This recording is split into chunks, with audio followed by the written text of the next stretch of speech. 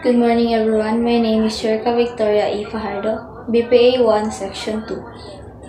For today, I'm gonna interview my brother about our national hero, Jose Rizal.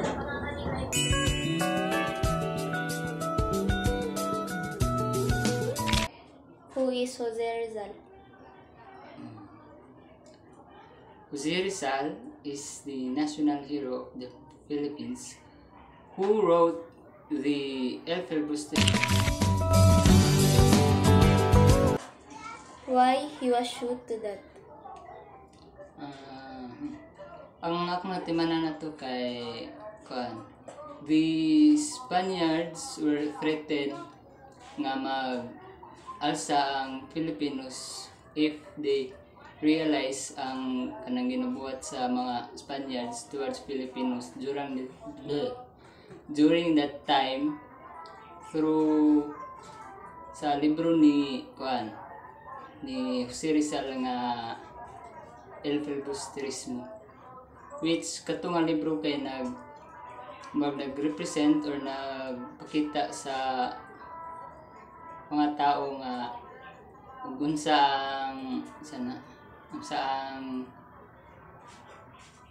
kanang ginabuhat sa mga Spaniards towards sa mga Pilipino.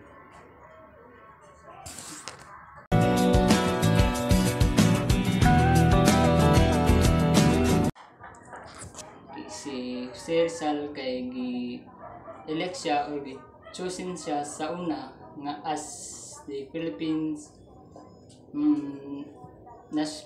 national hero kay unlike sa uban nga heroes, si Jose Rizal kay nag-promote siya of reform through peaceful means nga ang iyang gusto kay instead of harmful or kanang gera na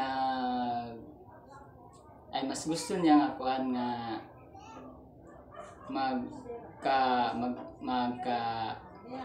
baton o kanang pagbago through peace. And then muto yang sa nalimitang dayon itong sa El Filibusterismo niya nga Nobel kay dito na to niya nga na-realize niya nga nga dili siya madala og kanang agrarian reform through peaceful means motong isulat ang which katong nga libro mao'y nahimong-himungdan nga nung ni kusog o na himo ang KKK o kataas-taasang kagalang-galangang katipunan. Nga mo hinungdan mo nakuha sa Pilipinas ang freedom.